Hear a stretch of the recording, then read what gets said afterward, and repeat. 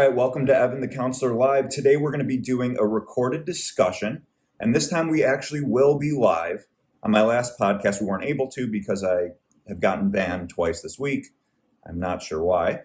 So today hopefully we will not get banned from live. I think they've just been a little more sensitive lately, which brings us to our topic. Speaking of sensitivity, so we're going to be talking about borderline personality disorder, and I would say this is one of the hottest topics right now in mental health, honestly. So trauma, borderline personality disorder, narcissism, and ADHD, I would say are the ones that people are most interested in. I think there's a few reasons for that, and we'll get into why I think it is so common in mental health social media. So we're just going to hit a few different topics, and then we're going to do Q&A. So I've been live for a little bit now and just writing down some questions that you all have. So stick around. So we'll probably do 10, 15 minutes for the lecture, who knows, for the discussion, and then we'll do just some Q&A, and we'll see how it goes. So I'm really excited to have you on. For those of you who are live, please hit like so we get more people in here and we can get more questions. So let's start off. Borderline personality disorder, what is it? Okay. Now we could go back to the history, right? So I don't know if you all have heard the term of hysteria, right? So this has always been traditionally looked at as a female disease. And I could already see someone saying, why do females have it more than males, right? Now, there's some stigma behind this, right? Because if you think about what are some of the stereotypes about women? Oh, they're hyper emotional. They could be really reactive. They could be, they could get really, anger expressed in a more emotional way. It's like guys are more angry. For women, it's more, more like sensitivity. But so it was always looked at the lens of the hysterical woman. And I'm not even going to get into how they used to treat that back in the day. It's quite perverse. But it has its roots in that. Now, a lot of people don't know this, but why is it called borderline personality disorder? Well, one of the reasons for that is, the borderline part is that the disorder borderlines on neurosis and psychosis. So neurosis would be like anxiety, like a general, neurosis, I think the best definition is a proneness to negative feelings and emotions. Right, so a lot of anxiety, depression, someone who's more susceptible and expresses a lot of these feelings. And then psychosis is literally like delusions, someone who's like delusional, hallucinates, not necessarily fully in reality. And so that's where that term came from. And our idea of it has evolved over the years. And so we'll cover a bunch of the topics that I'm seeing you all bringing up, about stigma, and you can see why it's often stigmatized. So borderline personality, it's like a cluster of symptoms, just like any other disorder. It's a cluster of symptoms. And one of the better ways to think about it, and the way I look at it is, right, the personality part. Some people are more susceptible, and the easiest way to think of that is maybe people who are more sensitive. Who are more prone to emotional intensity and reactivity. Now, just because you are like that and you're hyper emotional, it doesn't always mean it's a problem. Now, just like anybody, when it comes to a mental disorder, basically what that is having a susceptibility. We're all susceptible to certain mental health disorders. And then the other part of that is our environment and stress. So when you put stress on the symptoms, it blows out at the weakest point. And so for some people, it's that emotional reactivity. So you often need the stress, and you need the other component, which is, I just realized I don't have my microphone in, so that's not good. So having the stress component and the susceptibility, which comes in the form of, emotional reactivity. So that is like the history with BPD. So better late than never. We're going to get this microphone in. There we go for the recording. I don't know, looks like it's not even working. It's just going to mess everything up. So I think we'll just go ahead and have shitty sound. That's fine. All right. So, yeah, you hear me fine. I'm doing the recording. God damn, I'm an idiot. I was going to do it on my computer. Anyway, so that's really what borderline personality disorder is. Having emotional, that's what I view it as an a disorder of emotional reactivity. So if you're more raw and tend to have more reactivity, then it gets expressed in different ways, right? So someone who's more reactive, right, it shows up a lot in relationships. So I also say it's a disorder of attachment, right? It's an anxious, fearful attachment, but also, yeah, dismissive, avoidant. So it's an anxious and an avoidant attachment, right? You get the mix of both of those. So you avoid relationships while simultaneously being over engaged and preoccupied in them. So there's that element as well. So emotional reactivity and issues with attachment. And I also see it in regards to increased self-harm, suicidality. Those are two really big indicators for me, are, and one of the defining features is chronic feelings of emptiness, and a lot of times that leads to suicidality. And so it's like, what is it like having BPD, right? Well, what's it like to feel chronically empty, having a lot of anxiety, depression, always feeling like there's a hole in the bottom of your cup, and all these things that you do, engaging in relationships, in dangerous behavior and addictive behavior, high risk behavior. All of this is an attempt to fill this cup that never seems to be able to, yeah, someone says BPD is exhausting. Yeah, it is. I mean, because you're constantly trying to fill that cup where you feel this sense of emptiness. So, so it makes relationships really difficult. It puts a lot of stress on them. And look, when somebody, and it's all on a spectrum, and look, and if somebody is really in an unhealthy place, it can be very toxic, and so there is a lot of stigma, but at the same time, there is some truth to that. It really can be difficult having a relationship, having a parent who's unhealthy, and sometimes it could border on abusive, right? Not everyone necessarily is. A lot of times that BPD could be more internalized, and it's more the negative emotions, and it's not as much externalized. And that's a good question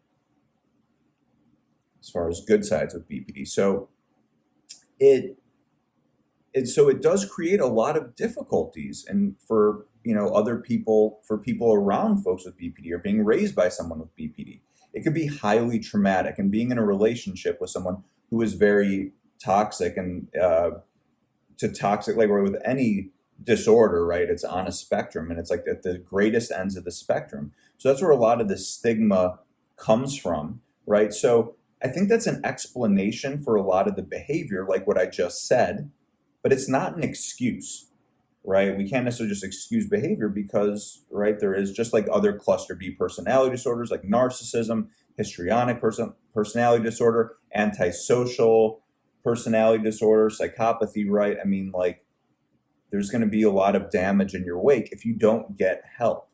One of the good things I noticed with BPD, and this is why I think it is so popular, is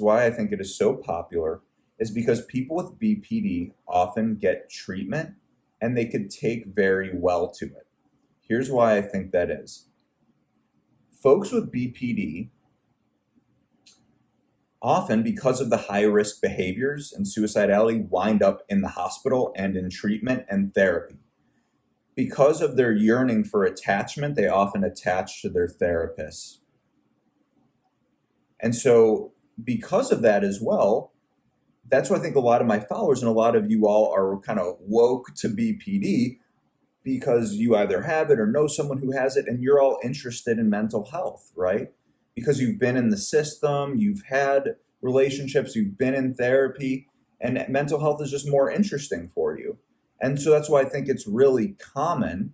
Yeah, and so saying that, oh, it makes sense. Why am attached to my therapist, right? One of the key components with BPD as well is the element of invalidation. A lot of folks with BPD grow up in invalidating environments. So when they go to therapy and they get validated, it feels really good. Now, the relationship with the therapist could be very complicated because there's a lot of instability in the relationship.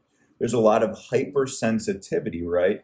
So, like reading people's emotions. Oh, if my therapist said this, oh, they don't like me, or they put boundaries, they're the bad guy, right? And so you get a lot of these, dynamics because of that emotional reactivity and how that shows up in relationships. So that's where some of the stigma comes from because, look, it can be very difficult.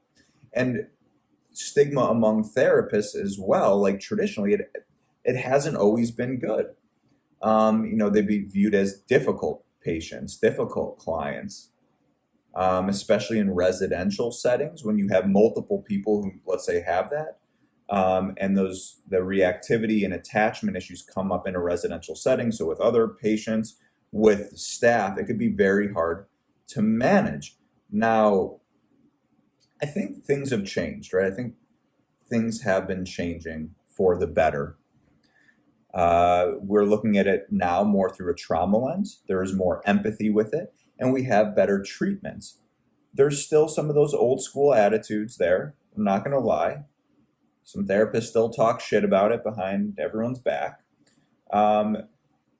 Sometimes, look, when you're dealing in these frustrating situations where you have multiple folks with, mental health issues, BPD, in a residential setting, and it's extremely stressful to deal with. I think sometimes, for anyone else who's like worked in a hospital setting or healthcare setting, sometimes, you use humor.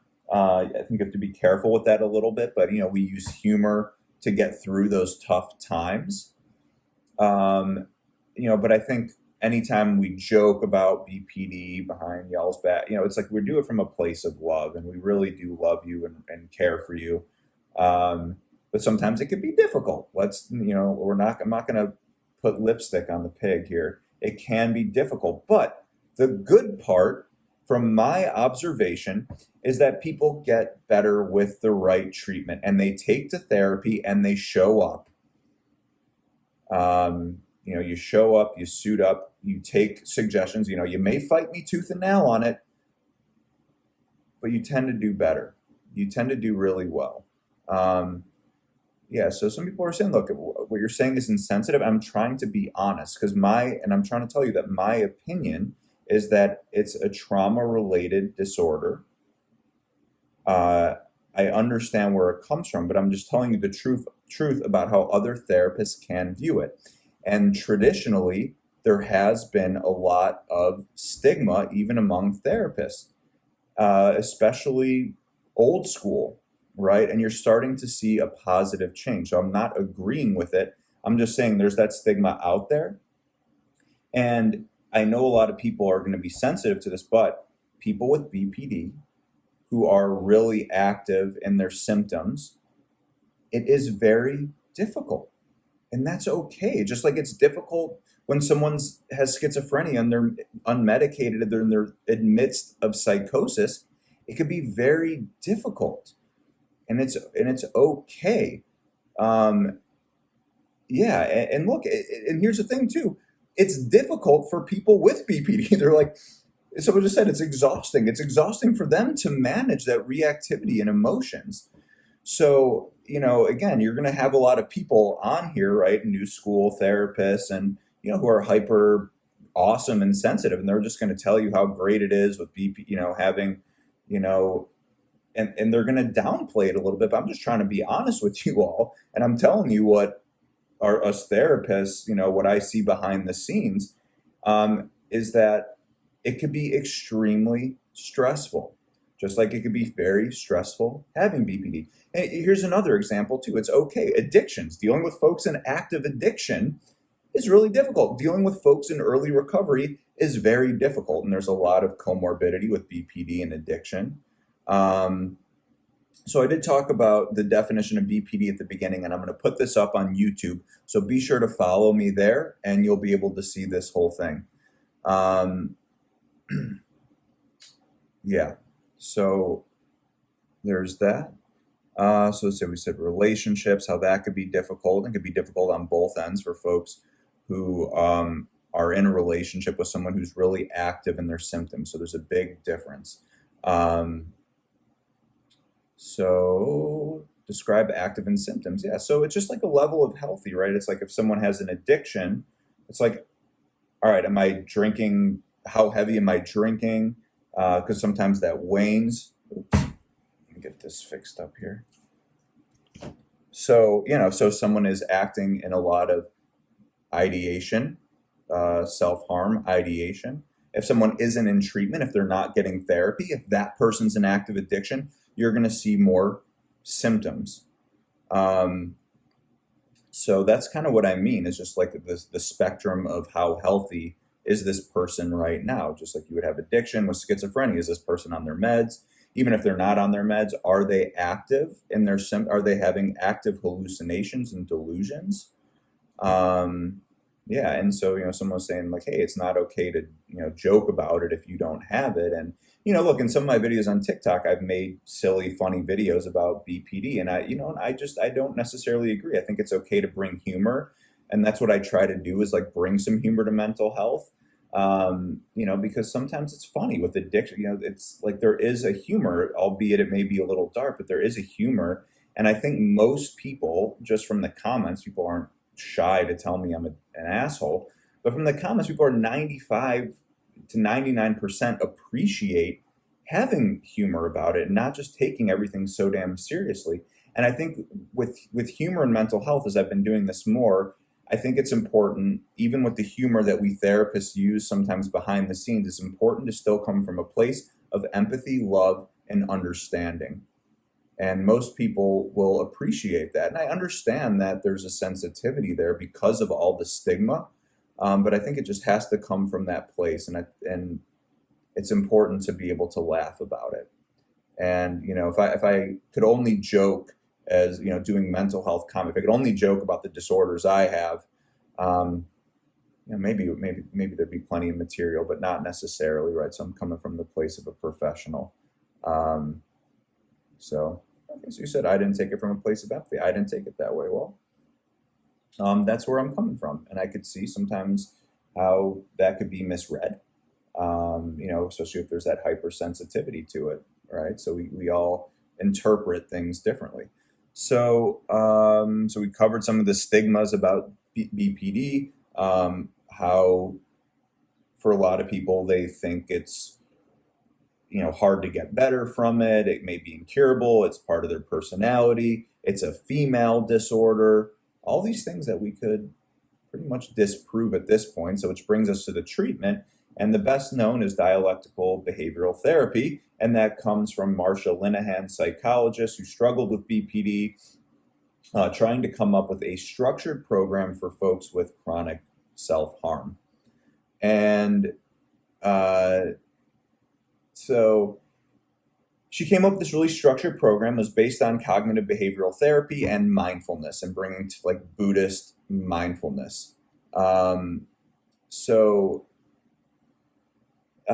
it's really structured, right? It's often like 3 days a week for a couple hours. It's really about just inundating someone with coping skills, and also having inundating someone with coping skills and figuring out what works and holding them accountable and having a structured program, because there's so much chaos with having that emotional reactivity in BPD, so much acting on instinct. So it's like so much of it is, how do we shift the gear from being in that hyper emotional, being flooded world to going to that cool, logical mind and having a balance there. So that's really what DBT is all about. I mean, that's just a really rough shot. So it's about, there's, there's education involved about how to deal with interpersonal effectiveness in relationships, how to, I don't know why I'm blanking on some of these things. It'll come to me. So interpersonal skills, more effectively dealing with emotions. So there's a lot of different parts to that. And then the therapist really holds you accountable from like a CBT approach to following through with the plan that you have for like your coping plan. So, so that's just a base. And sometimes DBT is done maybe once a week. There's a skills group. There's but I think at its best, it's like a few days a week. And then, you're actually able to call your therapist if there's an emergency. But they really, there it is, distress tolerance. And then there's, what else are the other DBT? Why I'm blanking right now. But most of them really boil down to how to calm, that emotional reactivity. So that's DBT in a nutshell. It's just really structured. There's the mindfulness approach. And it's really effective because I think there's a lot of boundaries, and folks with BPD tend to do very well with boundaries. They don't like you. Y'all fight it at first. You'll fight us on it. You'll push them. But when that other person, when the therapist and the person who cares about you in your life knows that the boundaries are coming from a place of love, they do well, and eventually you appreciate it. It's almost like, and I'm not trying to compare to children per se, but just like a metaphor. It's like kids hate having rules, but deep down they appreciate it because they know their parents care and they care for their safety versus, it's like I don't want my parents to give me rules, but the kids who have parents like that, they don't feel that same sense of safety and love. And what I notice most about folks with BPD, and look, I personally think I work well with folks with BPD. I enjoy it. It can be a challenge, absolutely, but I enjoy it. I enjoy them as people. I'm getting emotional. I enjoy seeing people get better because they're in so much fucking pain. And they get better, and when they do therapy, when they do DBT, and it's great to see. Someone said, boundaries didn't work on my BPD mom. And look, there's different ways of setting boundaries. And again, that person, and a lot of times the boundaries are for you, right? In a therapeutic sense, it's a little different. But if you have someone with BPD who's really active in their symptoms and really being harmful, it's important to have those boundaries for yourself. As a kid, it's really difficult, but that person has to be in a place where they're willing to change. And if enough people do set boundaries, hopefully that happens. It's just like with addiction, very similar. And yes, when you set boundaries with people, I talk about this in my book, when you set boundaries with people, the immediate thing that happens is they are reactive to it and it doesn't go well, right? So I said they don't like it, but you have to be strong and hold those boundaries, and they have no choice but to respect it. And this is not for BPD, this goes for everybody. But again, BPD, folks with BPD, borderline personality disorder, are like everybody else, just a little bit more so, right? It's like one of my favorite lines. I use it for a lot of people. I use it for folks with addictions. You're just like everyone else, but a little bit more so. Everything is just dialed up. Everything, we just crank up the volume. And that's what we're doing with like things like DBT, is we're trying to lower the volume. We're trying to take those intense emotional reactions and cool it off. One of the things I say as well is folks with BPD, with trauma, who have these intense emotions, their filter between their cognitive, their here and now, their experiential world, and their emotional physical world, that filter is missing. It's got holes in it. It's thinned down. So everything, it's like smoking a cigarette without the filter. It's much different. If you ever tried that, you'll be coughing all over the place, right? Because you have such a pure intensity of emotions. So that's what we're doing. We're trying to repair that filter. And so instead, when people ask, can you be cured of it? Well, it's like, can you be cured of the human condition? No. You're always going to have more of that sensitivity to it. But if you maintain using your skills and you're more mindful in your actions, and you take what you learn in therapy and apply it, it becomes no longer clinically relevant right? Just like addiction, right? I'm more, a lot of times I'm going to be more susceptible to addiction, but if I'm not drinking, my symptoms aren't affecting me in the same way, if that makes sense. So you're always going to have, we talked about that sensitive personality. People asked, is it genetic? I believe there is a genetic component, and a lot of it is in that susceptibility of personality. And there can be that learned behavior if you have a family member, right? You learn how to cope with life. Because I view BPD as that way. It's like, it's a way of coping with your environment after having trauma. It's like, these are ways that you cope with life, and they're largely going to be ineffective. I mean, I say they're going to be ineffective, but they're going to be effective, but with consequences. And the consequences are going to be more consequential than the benefits of using that kind of coping mechanism, if that makes any sense. So that answers that question as far as healing, treatment. I talked about therapist reactions. I've hit some of your questions. So how is it diagnosed, right? So I would go to a therapist who has a specialty in borderline personality disorder, who's trained in DBT. A lot of therapists are able to do this and get an official diagnosis. Don't just diagnose yourself. It's okay to look at the symptoms and say, do I relate? So there's that. Bipolar versus BPD. I get this question all the time. And the only similarities, the biggest similarity is that the initials are BPD. And I think that's why I get that a lot. It's like, well, what's the difference between this BPD and this BPD, right? So borderline personality disorder is a trauma reaction categorized by emotional reactivity and issues with attachment. Bipolar is a mood disorder, just like depression, but instead of just having depression, you have elevated episodes. Or just imagine you took like 5 shots of espresso. You know how you act when you're over caffeinated. You're like, oh my God, I'm going to do all this. I'm going to clean my house, and I'm going to do this. I'm going to start a business. I'm going to, and you just kind of act a little wild, right?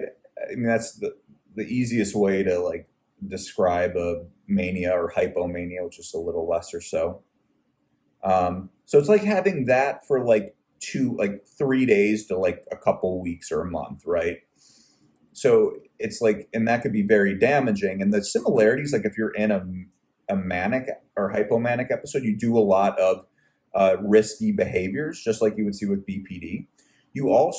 People think they're similar because of the mood swings. The difference is the mood swings are elongated with bipolar disorder.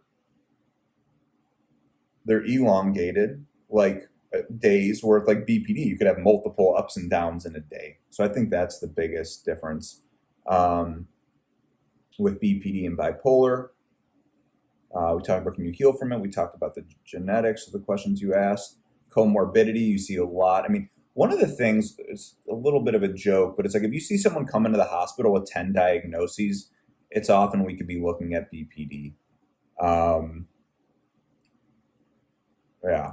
So it's comorbid with so many things, right? Because the symptoms in itself, anxiety, mood swings, lability, labile, up and down, depression, substance use, other compulsive behaviors, right? So there's so much. And then PTSD, and someone mentioned that. What was Dawn saying? She says, my therapist thinks BPD diagnoses are made because CPSD isn't recognized. I don't agree with that. And here's why. Because not everyone has the same reaction to trauma. So most people with BPD have had stress and trauma. Some people, we've all had trauma, or we come from invalidating, but not everyone has the BPD reaction. So a very high percentage of people probably have had that childhood trauma with BPD, but I think some people are just more susceptible to it. Just not everyone with childhood trauma becomes an addict, alcoholic, someone with a substance use disorder.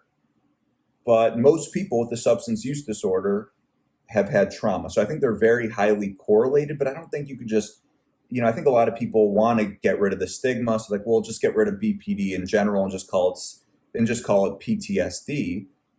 Well, that doesn't really categorize that sort of reaction. But I think it's so comorbid that I see why people say that. I just don't personally agree with that. So cluster B. So it's part of the cluster B personality group, which is borderline personality disorder, histrionic, and histrionic's categorized by, like emotional shallowness, a lot of like expressive dramatization, antisocial personality, violation of the rules and rights of others, and lack of empathy, criminal behavior, narcissism, which is an inflated sense of self and devaluation of others, and then BPD, which is that emotional reactivity, and usually it's kind of they're kind of looked at this cluster as like very self-centered and often like victimizing of others. That may not be the best way to put it, but sometimes that's how it's looked at. So there is a lot of, when anything is closely related, you're going to see, you'll see some narcissistic behavior out of folks with BPD, and so there always is some overlap. And sometimes I think when you're really deep in your symptoms of BPD, it's really hard to, let's say, think of other people, or sometimes it's easier to be more exploitative, manipulative. Those are some of the stigmas. But again, imagine if your cup is always empty. You're doing all these, you're constantly focused on yourself. You're also focused on others, but often for selfish purposes to fill your needs, right? And that's at the most unhealthy. But again, I think that's explainable. And with treatment, that you see that behavior start to go away. Thoughts on Quiet Bpd? Often, and so sometimes you don't see that as much because, right, they're not often like, it's like almost like covert narcissism, where it's very much like these emotional, and you see that a lot with guys, and that's why it's underdiagnosed. It does become underdiagnosed in guys, and it gets expressed differently. But it's just a little bit more subtle. It's like these chronic, it's really more like chronic negative emotions, and they kind of keep it under wraps. But then it comes out more in their relationships. It comes out more in how they treat themselves. Substance abuse, right? They drown it out with substance abuse. So that's a good question. Any more questions before we finish this up? So like right now, we're just kind of doing a discussion and a lecture on this topic. I'm going to shut off the camera here in just a minute. So it's been awesome, and I'll answer a few more questions before we go. But why don't we just end it there? So everyone be sure to follow me on all my other socials, Insta, YouTube, TikTok here, and my podcast. So please, if you haven't already, go check out my podcast. I'm having my 5th episode come out. It's on Apple, Spotify. It's Evan the Counselor Live. I'm going to make this most likely a podcast episode. I'll just upload it so you have more stuff to listen to as a discussion episode.